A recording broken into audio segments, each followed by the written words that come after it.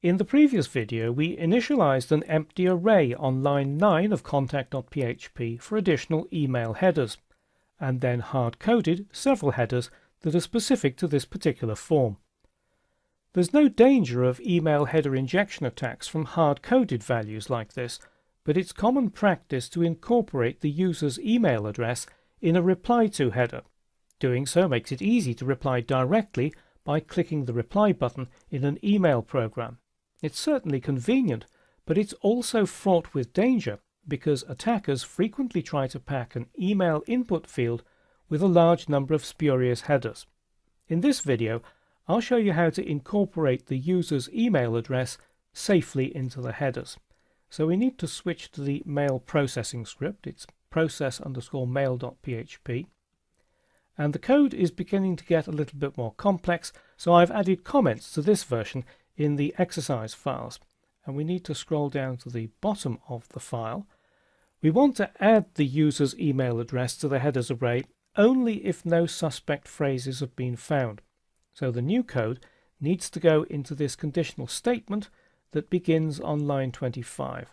And it needs to go right at the end, so we'll add an extra line on line 37 and make sure that we are indented. And we'll continue commenting, so validate user's email. There's no point in validating the email address if required fields haven't been filled in. And we also need to make sure that email isn't empty because it's not always a required field. So if not missing and not empty email. And then we'll add the end if straight away so we can keep track of where we are. It's beginning to get a little bit complicated. To validate the email, we can use the filter_input function. So I'm going to save the return value as valid email, and then it's filter_input. We need to have 3 arguments to this. The first one is a PHP constant, input_post. That says that we're looking at the post array. That's what we want to filter. Then the next argument is the name of the element in the post array. So that's email. And the last argument is how we want to filter it. Again, it's a PHP constant, all in uppercase, filter_validate_email. And this function returns the value being tested if the content of the email element in the post array conforms to a valid email format. Otherwise, it'll return false. So if valid email isn't false, it's going to be safe to incorporate it into a reply to header. So we need to indent there. This needs to be a conditional statement. So if valid email, so if it's true, we can then add it to our headers array. So headers, and then we need a double quoted string, reply -2 followed by a colon, and then valid email. But if that's false, we need to add something to our errors array. So an else block, errors email, and we'll just set that to the Boolean true. Now if there is a problem with the email address, we'll need to display an error message in the form. But before doing that, let's build the headers ready for passing to the mail function. And this is where we need to be careful. The next section of code needs to go outside this nested conditional statement. So a new line on line 46, and we need to indent to make sure that we're keeping the logic clear. And again, another conditional statement is required because we don't want to continue if there are any errors before we create the headers and the message body. So we'll comment this. If no errors, create the headers and message body. So yet another conditional statement. If not errors and not missing. And again we'll have our end if so we know exactly where we're working.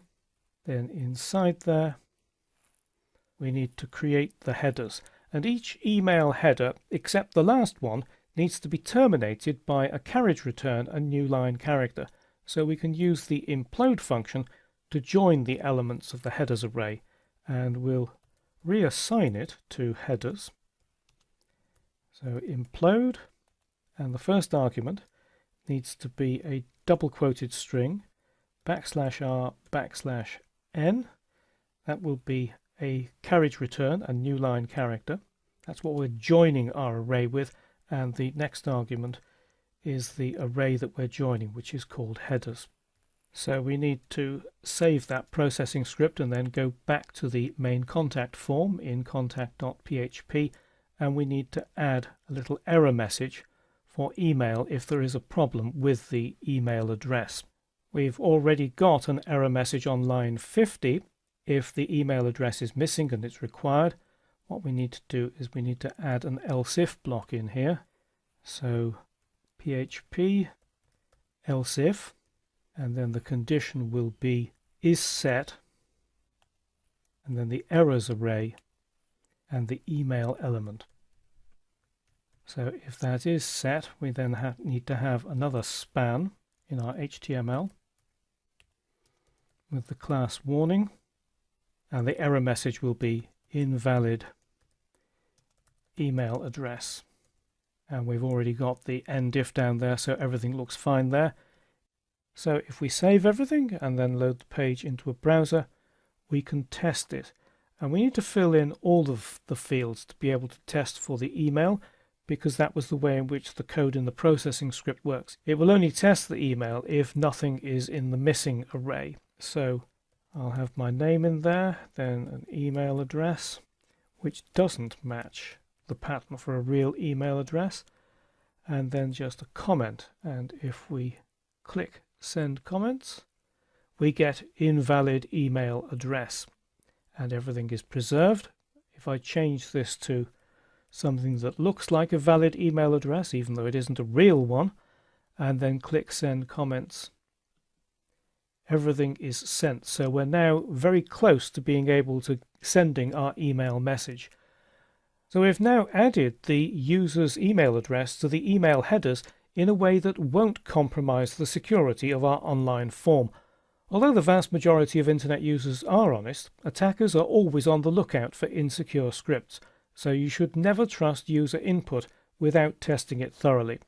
There's one final step before we can send the email, and that's to build the body of the message. We'll tackle that next. The mail processing script has now validated all the form input, so we're ready to build the body of the email message, which must be a single string.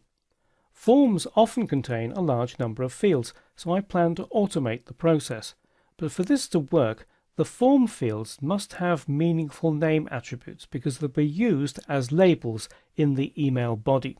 So let's just check name, email, and comments. So the names in our form are all fine. If you want to use multiple words in a field name, join them with an underscore. Don't use spaces or a hyphen. Let's continue with the mail processing script. So switch to process_mail.php, and at the beginning I want to create a variable that will indicate whether the mail has been sent. So call it mail sent, and it hasn't been sent yet, so it's false. Then the rest of the script needs to go down at the bottom, following on from where we left off at the end of the previous video. So create a new line after creating the headers on line 50, and we need to make sure that we're properly indented. And we'll continue to comment the script. So we're going to initialize the message. And that will be a variable called message, which is simply an empty string at the moment. And we will then concatenate everything on inside a loop. And the message should contain only values from fields that are listed in the expected array. That will prevent the script from including any spurious values that might have been injected by an attacker.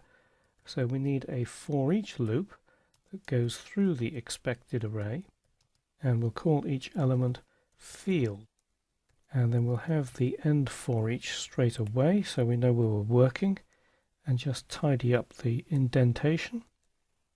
Indentation is extremely important when you're working with complex script like this, because it tells you the logic of your script.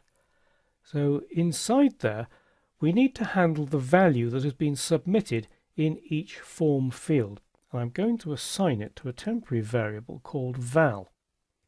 And ideally what I'd like to do the first time it runs is to have name, and the second time that it runs I'd like this to be email. Now the problem is that we can't do this with literal text, with literal variables, but what we can do is to use a variable.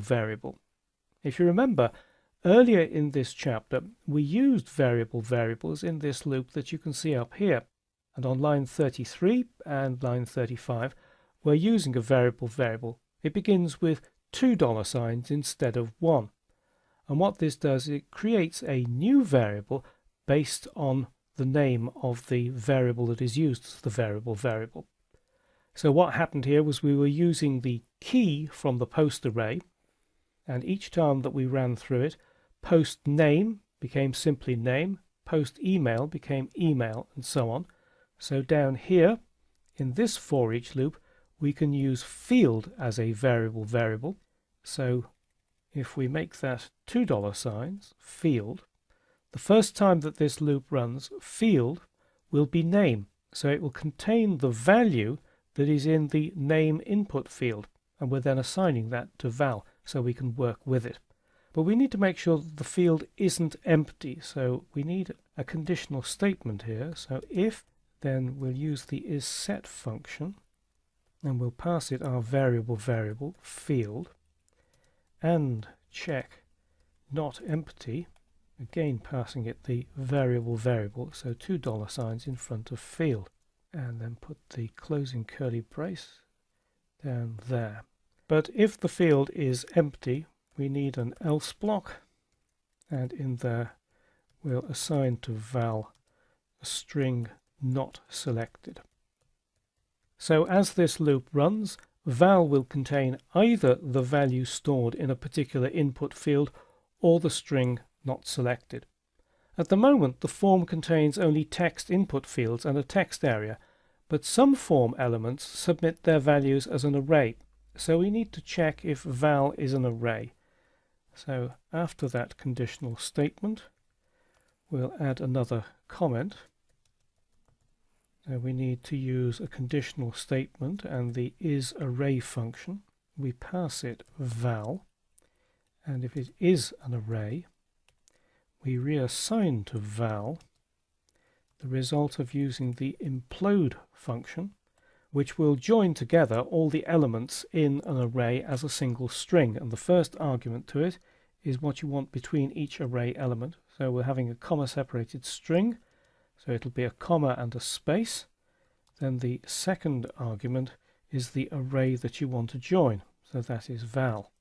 The next step is to remove any underscores from the field name and replace them with spaces, because we're going to use that as the label in the message. So this time we're working with field. We're not using the variable, we're using the actual value that's in field. In other words, the name of the input element that is coming from the expected array. So we're going to reassign to field the result of string replace, and the first argument to string replace is what we're looking for to replace. That's an underscore. The second argument is what we want to replace it with, which is a space. So we need a pair of quotes with a space between them. And the last argument is the string that we are trying to replace in. So that is field. And finally, we can build the message body using the combined concatenation operator, which will add the current label and the current value to the message variable that we created at the start. So message, then the combined concatenation operator. We'll pass the label to UC first, so that is field that we're passing there. So this will give us the name of the field with an uppercase first letter. We concatenate onto that a double quoted string beginning with a colon, a space, then val, in other words the value stored in that field, and then \r, \n, \r, \n. And these are escape sequences So that will add a carriage return and new line character, a couple of them, at the end of each value. So that is automatically building the body of the email message. Doesn't matter how many fields we've got, it will automatically create it with the labels and the values. But when sending an email, each line should be a maximum of 70 characters. So we can use the PHP word wrap function to deal with that. Needs to go outside of the for each loop, but inside our conditional statement. So what we need here is to reassign message, and it's word wrap, and the first argument to word wrap is the string that you want to wrap, which is message. The second argument is the maximum number of characters in each line, which is 70. And at the beginning we created mail sent as false. Now we're going to assume that the mail has been sent, so we'll reset mail sent to true. So that completes that script in there.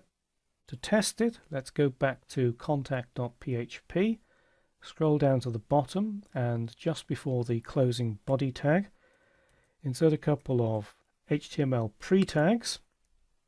This will nicely format everything for us, and then inside there we'll have a PHP block, and then inside there we'll display the results of submitting the form. So if post, so if the form has been submitted, and mail sent, we'll then display the message and the headers. We need to use HTML entities when displaying the values, so that'll be message that we're passing to that. And we also want to display the headers, so we make sure that they're correct. And the headers also need to be passed to HTML entities. So if we save all of that and then load this into a browser, we can test it. Insert my name, an email address, and some comments. And if we click send comments, down below we get the message. So the name of each input field has been used as the label, and the beginning is uppercase. So name, David, email, comments, everything is working fine, and then these are the headers that have been created. So although this solution involved more code than concatenating the 3 input fields manually, it'll be a great time saver with a more complex form.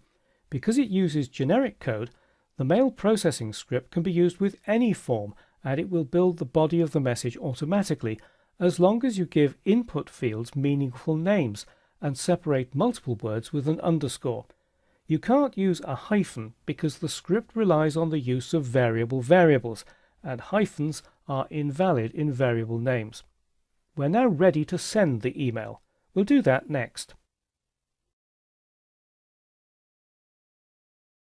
Now that we've verified that the mail processing script has correctly formed the message body and headers, we're ready to send the user input by email.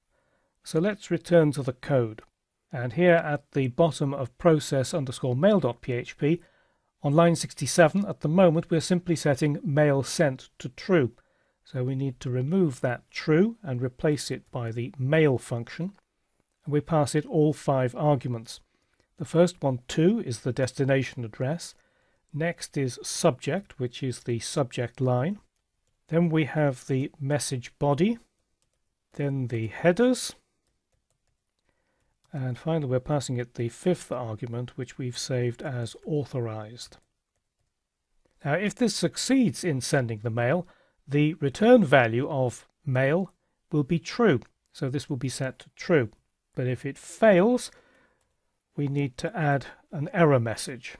So if, then the condition is not mail sent, we'll add to the errors array an element called mail fail, and we'll set that to true.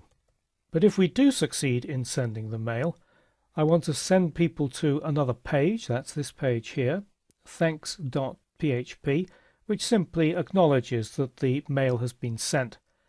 So let's go to the form page, which is contact.php, and then we need to add a new line after line 14.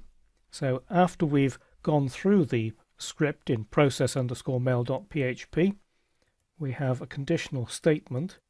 If mail sent, in other words, if we succeeded in sending the mail, we call the header function and we pass it as an argument a string location : thanks.php. And then to prevent the script going any further, we need to use exit. We also need to add some code in case the mail fails for some reason or other, and we can display the same message that's used if there's a suspect phrase. So let's just go down to the body of the form here. We want to say, sorry, your mail couldn't be sent. At the moment, the condition is if post and suspect. Well, as an alternative to suspect, we want to check whether errors mail fail has been set. So we need to add that new part in a pair of parentheses. So suspect or is set, and then we're looking for the errors array and the mail fail element. And the reason that I've wrapped this second part of the condition in an extra pair of parentheses is because we always want post to be true, but in this case either suspect can be true or is set errors mail fail can be true. So this needs to be treated as a single block. That's why it needs to be in parentheses. And then finally we need to remove the test block at the bottom of the page. So on lines 83 down to 92 we just delete all of that. Save everything, and all that remains is to test the mail processing form. The problem is that trying to do this locally is almost certain to end in failure, because most testing environments don't have a mail transport agent, and even if you set one up, most mail servers will reject mail from unrecognized sources, such as a local testing environment. So what you will need to do is to upload contact.php, process_mail.php and thanks.php to your own remote server and test it from there. If you see sorry your mail couldn't be sent, it almost certainly means that your hosting company requires the fifth argument to mail to be set. So let's just go back up to the top here. At the moment on line 13, authorized is set to null. Now in most cases the value of this needs to be a string beginning with a hyphen, the letter F, and then without any space in between, your own email address, an email address that is valid on your domain. So if I put in david@example.com, that shows you the format, but obviously not a correct address. And this will authenticate the email as coming from a genuine source rather than a spam relay. But you do need to check with your hosting company to see what the correct format is for your particular server. And if setting a value for the fifth argument doesn't solve the problem, see the next video for hints on troubleshooting the mail function. Congratulations if your test email arrived in your inbox, but problems can arise, so let's consider how to deal with them. The first point to make is that PHP only sends the email, it doesn't deliver it. PHP's responsibility ends as soon as the email has been handed to the server's mail transport agent. So what should you do if the email doesn't arrive? Check these points. Has the message been caught by your spam filter? Is the destination address correct? You might have misspelled it. Try a different destination address. It's possible that the email is being rejected, but you won't get any notification unless you check messages that have been bounced back to the from address. Is the address that you used in the from header genuine? PHP might report that it succeeded in sending the email, but my web server silently rejects dummy addresses in headers. Make sure the from address is a valid address on the same domain as your website, and check with your hosting company to see if the fifth argument to mail is required, and ask how it should be formatted. If those checkpoints don't solve the problem, edit this file mail_test.php in the chapter 9, 09_10 folder of the exercise files. On line 5, replace you@example.com with your own email address. Then on line 8, replace me@example.com with a valid address on your domain, and check whether the fifth argument to mail is required. If so, replace null with the correct formula as instructed by your hosting company. Then save the file, upload it to your remote server, and load it into a browser. If you see "couldn't send email" or a different error message, contact your hosting company to see if there's a problem with using the mail function. If you see "email has been sent," check your inbox. Although email is often instant, network problems can delay delivery, so be patient. If you succeed in getting an email from this file, but you didn't get anything from the feedback form that we built earlier in this chapter, it means there's a mistake in your feedback form or that you uploaded the include file to the wrong location. Check contact.php and process_mail.php thoroughly against the completed version in the exercise files. If no email arrives, go through these checkpoints again. Remember that PHP isn't responsible for delivering the email. It simply hands it to the server's mail transport agent. And there's one final point to check. Has email been disabled on the server? I was teaching a group of university students how to use mail and couldn't work out why my code wouldn't work. It turned out that the university had disabled the mail transport agent to prevent the server being used as a spam relay.